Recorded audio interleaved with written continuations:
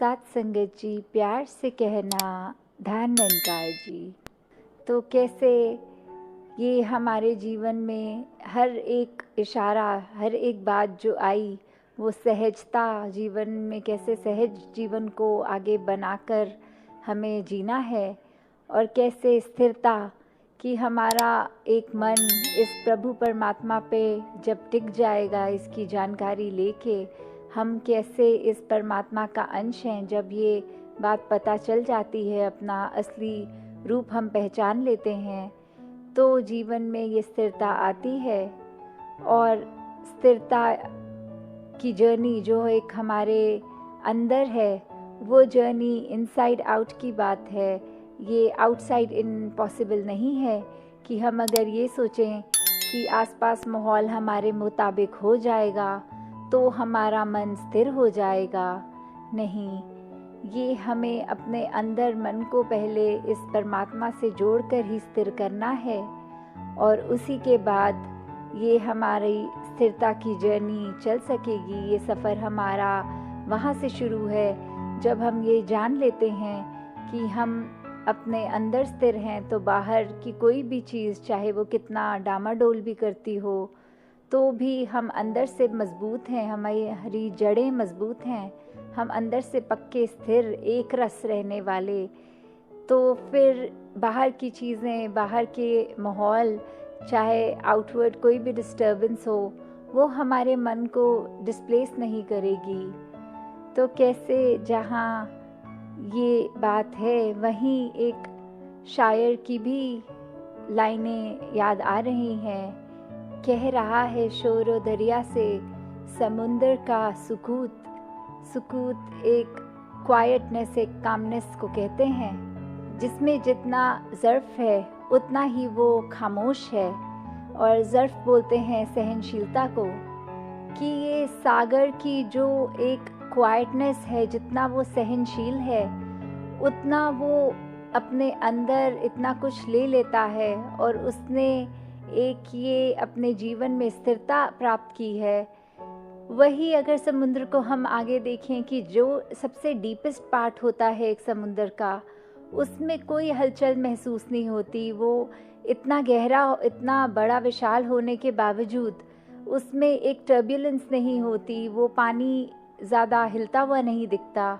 और वही समुद्र जब एक किनारे की ओर पहुंचते हुए, जो एक हम बीच में देखते हैं, एक तट पे आके देखते हैं, तो कैसे वो समुद्र की गहराई क्योंकि कम हो रही है, वहाँ लहरें भी आती हैं, वो उछाल भी आता है, वो शोर भी सुनाई देने लगता है। तो बात वही, एक इंसान के साथ अगर इसी एग्जाम्पल को देखा जाए कि कोई सहनशील व्यक्ति है जब, तो उसने इतना कुछ अपने ऊपर लिया, फिर भी उसकी स्थिरता कैसे कायम इस प्रभु के साथ जुड़कर जो उसने करी है, तो वो उसको कुछ कहने की भी ज़रूरत नहीं, उसके एक्शन से, उसकी बॉडी लैंग्वेज से ही पता लग जाता है कि ये कैसे एक अंदर से अलाइंड, एक बहुत स्थिर इंसान है। और वहीं एक अगर इंसान देखा जाए जो इसलिए उसकी बातों से भी पता चल जाता है कि वो स्थिर नहीं है, कि इतना उछाल, इतना उसके टेम्परामेंट में फ्लक्चुएशंस का आना, और ज़्यादा किसी ने कुछ कह दिया तो छोटी छोटी बातों को मन पे इस तरह बिठाना, तो वहीं से ही एक अनुमान लगाया जा सकता है कि एक व्यक्ति के जीवन में स्थिरता किस प्रकार है।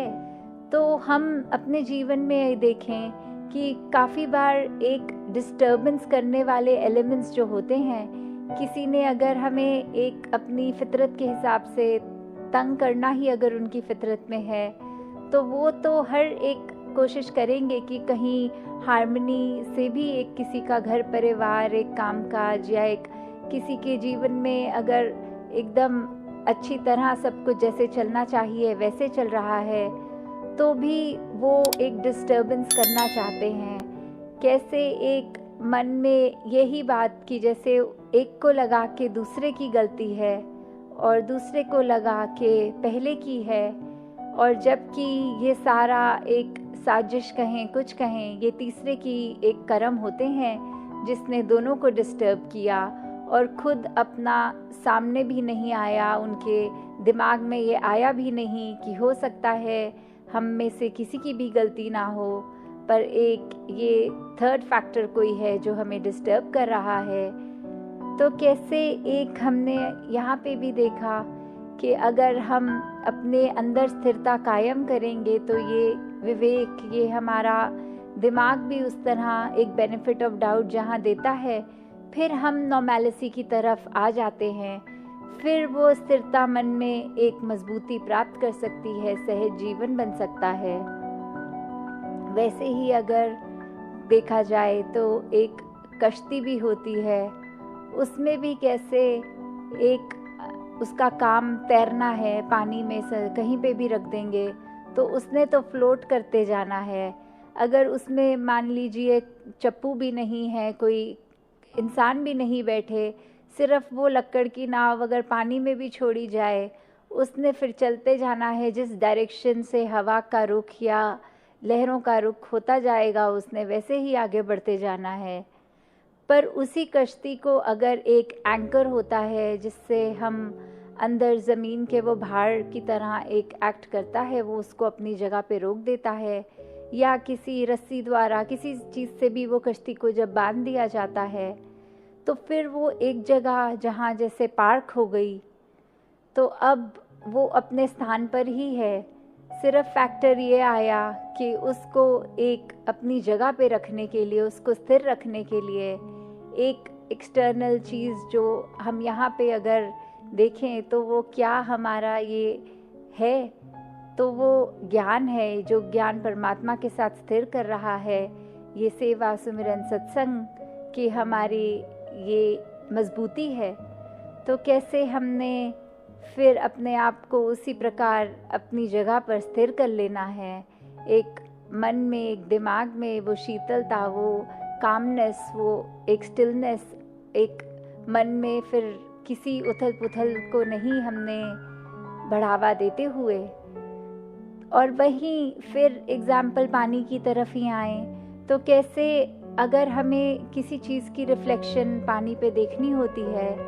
तो वो तब तक ही पॉसिबल है जब वो बिल्कुल स्टिल है पानी।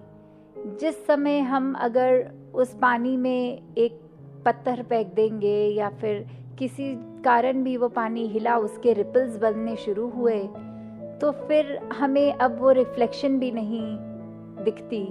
फिर सिर्फ डिस्टर्बेंस दिखती है। तो ऐसे ही हमारा मन, जब तक हम उसको एक ठहराव में रखेंगे तब तक हमें सब कुछ स्पष्ट दिखता है। हम हर सिचुएशन को किस तरह उस पर रिएक्ट करना है, किस विजडम के साथ आगे बढ़ना है, वो देखते हैं। पर जैसे ही ये मन में ऐसे भावों ने घर ले लिया और उथल पुथल हो गई, तो फिर हम एक सोच समझ भी ठीक से नहीं पाते, किसी सिचुएशन को परसीव भी ठीक से नहीं कर पाते। फिर हमें हर कुछ एक दिखता ही एक अलग दृष्टि से है कि कुछ ठीक नहीं है, ये निराशा की दृष्टि हो गई, एक कन्फ्यूजन की दृष्टि हो गई। तो कैसे हमने अपने आप को स्टिल, अपने मन को करना है, स्थिरता की ओर फिर इशारा, इस परमात्मा की ओर फिर इशारा, इस स्थिर से एक होने का फिर से इशारा। तो कैसे हम अपने जीवन में जहाँ सत्संग, सेवा, सुमिरन को भी एक बना लेते हैं कि ये हमारा आधार है, इसी के थ्रू हमने परमात्मा के उस निरंकार प्रभु को याद रखना है। फिर हम अगर ये नज़रिया देखें कि अगर हम सेवा, सुमिरन, सत्संग भी इसीलिए ही कर रहे हैं कि हमारे जीवन में एक दिखावा हो कि दास सबसे पहले सत्संग टाइम से पहुंच जाता है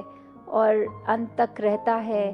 या फिर कोई रीज़न ऐसा जो भाव तो मन में सत्संग सुन के गुणों को अपनाने के नहीं थे, पर एक ऐसा कि शायद मेरी प्रशंसा हो जाए, शायद मैं एक किसी की गुड बुक्स में नोटिस में आ जाऊं। तो अगर इस भाव से सत्संग कर रहे हैं तो भी वो सत्संग जीवन में स्थिरता नहीं ला पाएगी। अगर हम सुमिरन भी कर रहे हैं इस परमात्मा का, पर कर इसलिए रहे हैं कि कोई मटीरियलिस्टिक उपलब्धि के लिए या कोई ऐसी चीज़ हमारे शरीर के लिए, कोई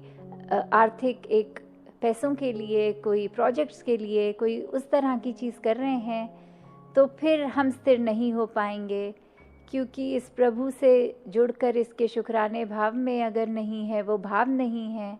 तो फिर वो सुमिरन भी सुमिरन नहीं है। क्योंकि सुमिरन का भाव ही इस निरंकार को याद करना है, इससे अपनी भूलें बख्शवाना है। तो अगर भाव ही वो नहीं, तो वो सुमिरन भी सुमिरन नहीं। सात संगत जी, धन निरंकार।